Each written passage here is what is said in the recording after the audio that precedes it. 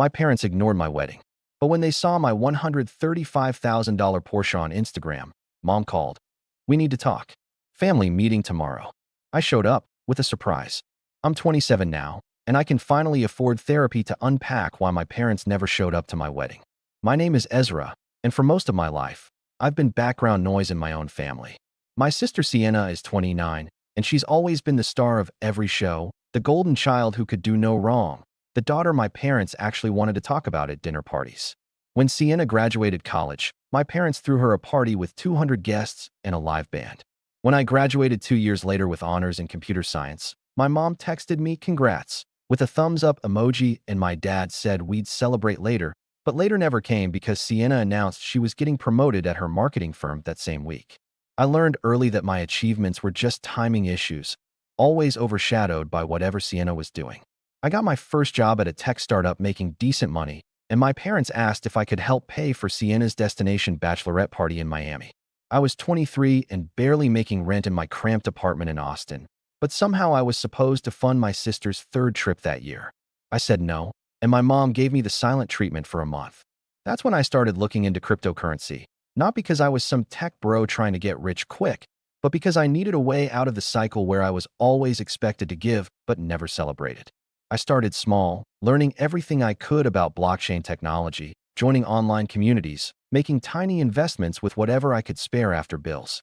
My parents thought it was idiotic. That's not real money, Ezra, my dad would say whenever I mentioned it, usually right before launching into another story about Sienna's latest achievement at work. You're wasting your time with internet funny money, my mom would add, shaking her head like I'd just told her I was joining a cult. They never asked what I was actually doing, never showed curiosity about the technology or why I believed in it, just dismissed it entirely because it wasn't a traditional career path like Sienna's corporate ladder climbing. Then I met Mira at a blockchain conference in Denver. She was an architect who'd started exploring NFT art spaces, and we connected over being the black sheep in our families, the ones who chose unconventional paths. We dated for a year before I proposed, and when I told my parents I was getting engaged, my mom's first response was, "Oh, that's nice." And then immediately, "Did you hear Sienna might make senior director?" I should have seen the warning signs then, but I was still hoping they'd show up for me just once. Mira and I planned a small wedding, nothing extravagant, just 40 people at a vineyard outside Austin.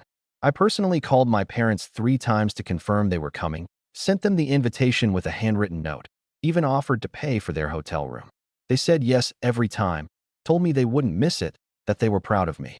The week before the wedding, Sienna called my parents in a panic because she'd gotten food poisoning from some restaurant and needed someone to take care of her. My parents lived 2 hours away from me, but only 20 minutes from Sienna, and somehow they decided that my 29-year-old sister, who had a husband, needed both of them to come nurse her through a stomach bug. The wedding day arrived on a perfect Saturday in October, sunny and 75 degrees, and I stood at the altar scanning the crowd for my parents' faces. The ceremony was supposed to start at 4, but I asked the officiant to wait 15 minutes, then 20, then 30. Mira squeezed my hand and whispered, "They're not coming, are they?" And I felt something break inside my chest that I don't think ever fully healed. We started the ceremony with 2 empty seats in the front row, reserved for my parents, with little name cards that mocked me every time I glanced at them. My phone buzzed during the vows, and I checked it afterward to find a group text from my mom, sent to both me and Sienna, that just said, "Sorry we couldn't make it. Sienna really needed us. Hope you understand. Congratulations." No phone call, no personal message, just a generic text that included my sister in the conversation. I found out later from Sienna's husband that she'd been feeling better by Friday night and spent Saturday watching movies on the couch while my parents fussed over her, making soup and fluffing pillows for a grown woman who could have taken care of herself.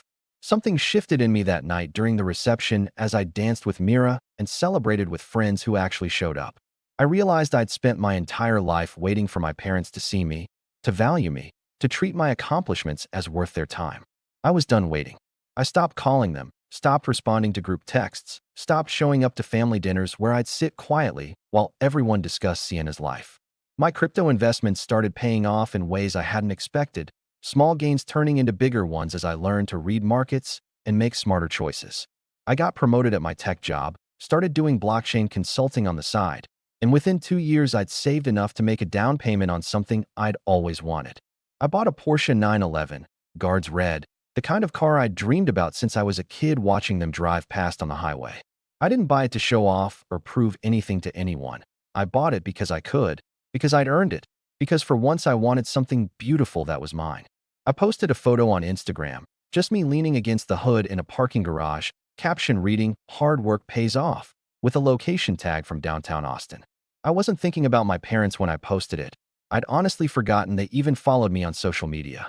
3 days later, my phone rang with my mom's number, and against my better judgment I answered. "Ezra," she said, her voice bright and cheerful like we talked every day. "We need to talk." She didn't ask how I was, didn't mention missing my wedding or the 2 years of silence. "Family meeting tomorrow," she announced like she was inviting me to a parade. "Your father and I need to discuss something important with you and Sienna. Can you come to the house around 2?" I sat in my car, looking at my reflection in the rearview mirror, and wondered what could possibly be so important after 2 years of nothing. "Sure, Mom," I said, keeping my voice neutral. "I'll be there." I had a feeling I knew exactly what this was about, and I was curious enough to show up and see how wrong or right I was about these people who were supposed to be my parents. I pulled up to my parents' house in the Porsche at exactly 2 p.m., and I could see the living room curtains move as someone peeked out at the car. Mira sat beside me in the passenger seat, and she reached over to squeeze my hand before we got out. "You ready for this?" she asked, and I nodded even though my stomach was doing flips. The front door opened before we even reached the porch, and my mom stood there with her arms crossed, her eyes locked on the Porsche parked in their driveway. "That's quite a car," she said. Not hello, not how are you, just a comment about my vehicle. My dad appeared behind her, and Sienna was already sitting on the couch inside, her phone in her hand, barely looking up when we walked in.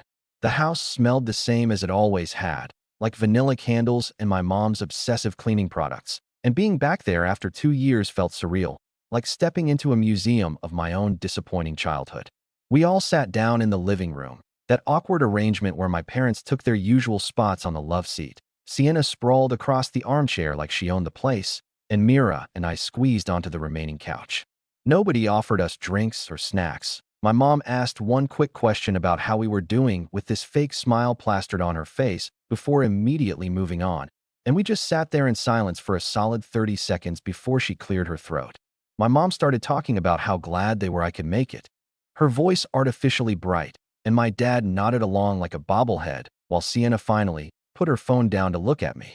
"They wanted to discuss something exciting," my mom said, and I watched her exchange a glance with Sienna that told me everything I needed to know about whose idea this meeting actually was. Sienna had a huge opportunity coming up, a really big deal for her career, and suddenly my sister was animated in a way she hadn't been when we walked in. She was organizing a major networking event for her firm, bringing in clients from all over the country, potential investors, important people in the marketing and advertising world. She pulled out her phone and started showing me pictures of venues, these fancy hotels and conference centers with crystal chandeliers and floor-to-ceiling windows. "It was going to be incredible," she said, "about 150 guests, catered dinner, open bar, live entertainment, the whole thing." I sat there listening, waiting for the part where this involved me, and I didn't have to wait long. My mom jumped in explaining that the venue Sienna wanted was a bit expensive, and while the firm was covering most of it, there was a gap in the budget. She said it like it was totally normal, like of course I would want to know about Sienna's budget problems. I asked how much of a gap we were talking about, keeping my voice even, and Sienna bit her lip before answering that it was about $25,000. "I know that sounds like a lot," she said quickly, "but this event could make my entire career." She leaned forward with those pleading eyes she'd perfected as a kid, explaining how if this went well she was looking at a major promotion, maybe even a partnership track.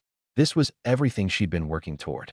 My dad finally spoke up, his voice gruff and authoritative the way it always was when he wanted to sound important. "They could see I was doing well," he said, gesturing vaguely toward the window where my Porsche sat. "That internet money thing worked out for me, and they were happy about that. They really were." My mom nodded enthusiastically, and I almost laughed at how transparent they were being. "Family helps family," she said, using the phrase I'd heard 1,000 times growing up, though it only ever seemed to apply when they wanted something from me. "Sienna has always been there for this family, and now she needs support for something really important," my mom added. I looked at Mira, who was gripping my hand so tight I thought she might break my fingers. Her jaw clenched as she listened to my parents rewrite history in real time. Sienna had always been there for the family because the family had always been there for her, But nobody seemed to remember that I'd been asking for scraps of attention my whole life. I asked when this event was happening, and Sienna's face lit up like I'd already agreed. 6 weeks from now, October 15th, at the Riverside Plaza downtown, she said, already pulling up more photos on her phone. It's this gorgeous venue right on the water, floor-to-ceiling windows overlooking the city. It's absolutely perfect. She showed me professional photos of the space, and I had to admit it was beautiful, the kind of place that would photograph well and impress important people. My parents watched me expectantly, and I could feel the weight of their anticipation, the assumption that of course I would say yes, because that's what good sons do. They support their sisters even when their sisters never supported them. The firm is paying for everything else, Sienna emphasized. I just need help covering the full venue cost and some of the catering upgrades. That's where the $25,000 comes in. She said it like it was pocket change, like I should be grateful for the opportunity to invest in her success. I sat there for a moment, doing the math in my head, thinking about what $25,000 meant to me versus what my wedding had meant to them. My entire wedding had cost $30,000, and my parents couldn't be bothered to drive 2 hours because Sienna had a stomach ache. The irony was so thick I could taste it, bitter and metallic on my tongue. I'll think about it, I finally said, and I watched the hope bloom on all three of their faces. I need to check some things, talk to Mira about our finances, but I'll let you know by the end of the week. My mom actually clapped her hands together, and my dad smiled for the first time since we'd arrived. That's wonderful, Ezra, my mom gushed. We knew you'd come through. We knew family would matter to you. Sienna jumped up and actually hugged me, which felt bizarre and performative, like she was already celebrating a victory she hadn't earned yet.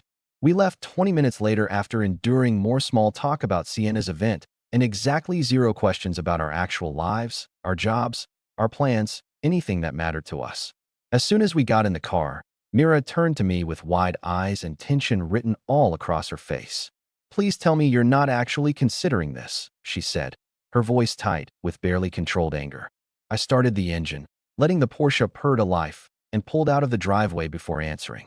Oh, I'm definitely helping with Sienna's event, I told her, and she looked at me like I'd lost my mind until I continued. Just not in the way they think. I had exactly 6 weeks to plan something that would make my parents understand what they'd been missing all these years, and I knew exactly what I was going to do with that Riverside Plaza venue. That evening, Mira and I sat at our kitchen table for hours, laptops open, talking through every detail of what I wanted to do. She was skeptical at first, worried I was being too petty, too vindictive, but the more we talked about it, the more she understood this wasn't about revenge, it was about making a statement. I'd spent my whole life invisible to these people, and they only saw me now because I had money they wanted.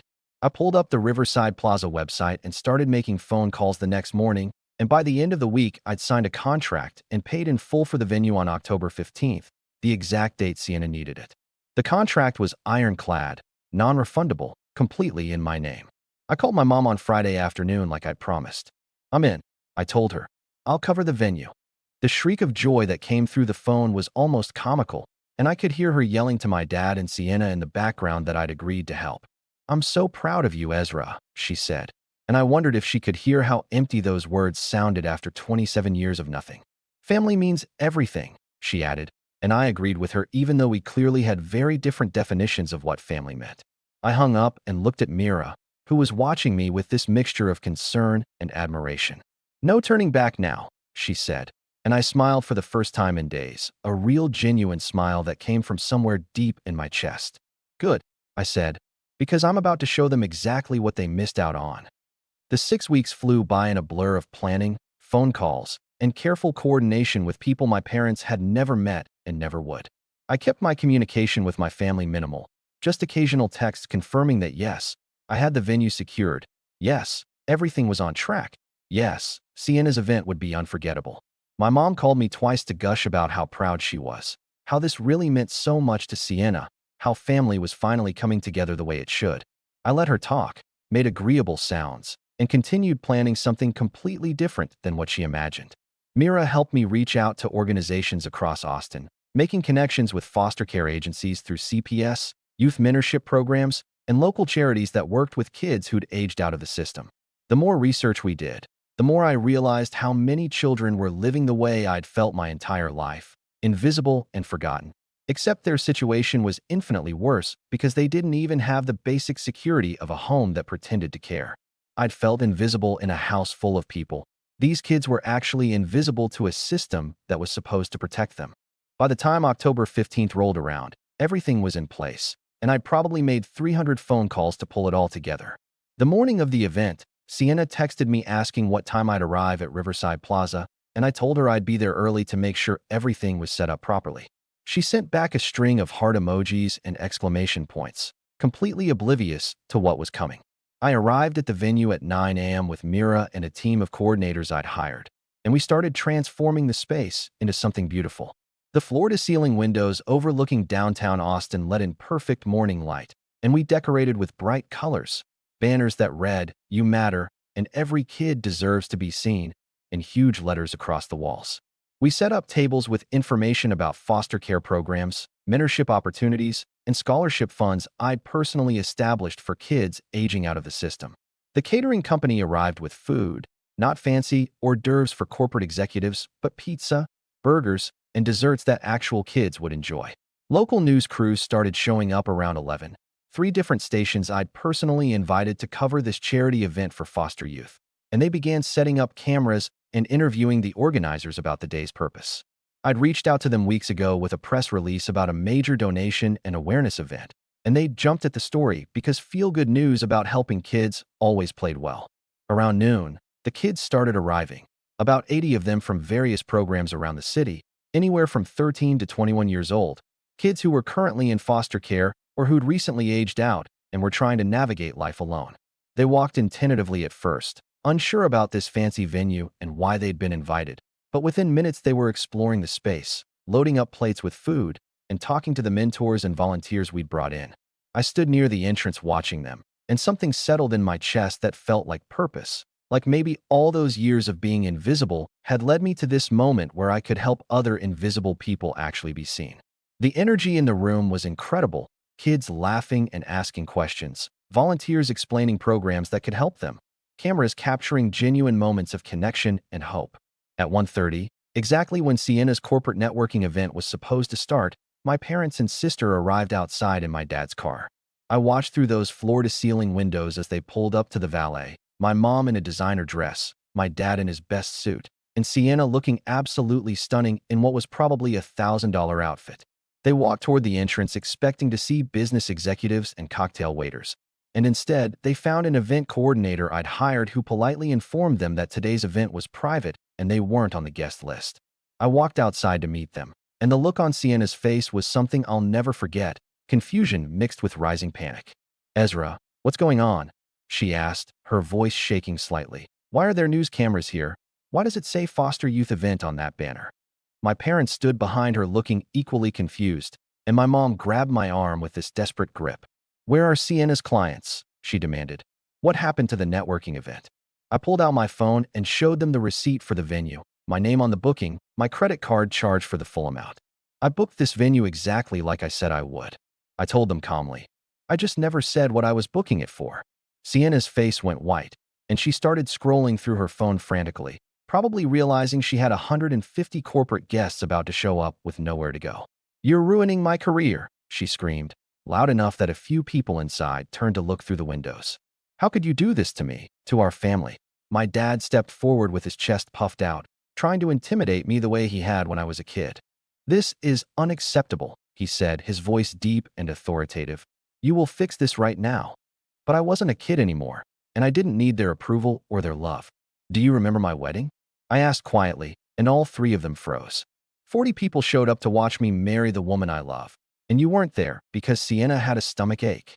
My voice stayed calm, but I felt everything I'd been holding for 2 years rising to the surface. "My whole life I've been invisible to you, every achievement ignored, every milestone forgotten. Every time I needed support, you were too busy with Sienna's life." My mom tried to interrupt, but I kept going. "You called me after 2 years of silence because you saw a car on Instagram. Not because you missed me, not because you were sorry, but because you wanted money."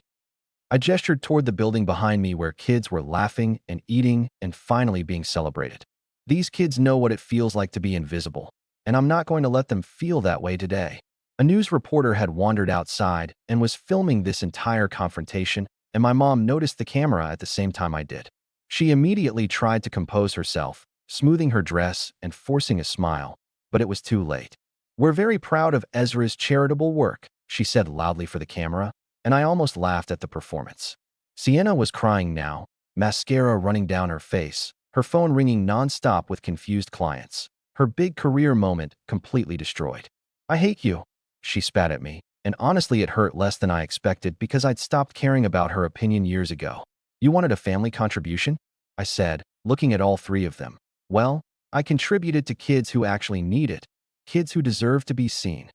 I pulled an envelope from my jacket pocket and handed it to my mom. Inside is information about the scholarship fund I established in my name, $50,000 for kids aging out of foster care. Her hands shook as she opened it, and I watched her face process that I'd just donated twice what Sienna had asked for to complete strangers. "You could have been part of this," I told them. "You could have been part of my life, my success, my happiness, but you chose Sienna every single time." My dad tried one more time to assert control, demanding I apologize and make this right, but I was already walking away. "I'm moving to Colorado next month." I called back over my shoulder. "Mira got a job offer in Denver, and we're starting fresh, so you don't have to worry about me asking you for anything ever again." I walked back into that venue full of kids who deserved better, and I spent the rest of the afternoon talking to them about cryptocurrency, about taking unconventional paths, about how being invisible doesn't mean you're worthless. The local news ran the story that night, leading with heartwarming footage of the charity event and ending with 30 seconds of my mom's fake proclamation of pride, which internet commenters immediately saw through and criticized. Sienna's firm apparently scrambled to relocate her networking event to a hotel conference room, but half the clients didn't get the message, and the whole thing was a disaster that cost her the promotion she'd been chasing. 3 months later, Mira and I are settled in Denver, and I've started a nonprofit that connects foster youth with mentors in the tech industry. My parents sent one email after the event, a long rambling message about how I'd embarrassed them and destroyed Sienna's career, and they hoped I was happy with myself. I never responded because there was nothing left to say. Sometimes Mira asks if I regret it, if I wish I'd handled things differently, but honestly, I've never felt more at peace. I spent 27 years trying to be seen by people who were determined not to look at me, and now I spend my time helping kids who just need one person to notice they exist. My Instagram is full of photos from mentorship events and scholarship ceremonies, real accomplishments with real impact, and my parents still follow me, but they never like or comment. Last week, one of the kids from that October event messaged me saying he'd just gotten accepted to college with a full scholarship. And reading that message meant more than any congratulations from my parents ever could have. I'm not invisible anymore, not because my family finally sees me, but because I stopped waiting for their validation and started building a life where I actually matter. The Porsche sits in my garage in Denver, and sometimes I take it out for drives through the mountains, windows down, music loud, feeling like the person I always should have been. My phone never rings with calls from home, and that's exactly how I want it. What do you think about this story? Let me know in the comments, drop a like, and don't forget to subscribe for more real-life stories.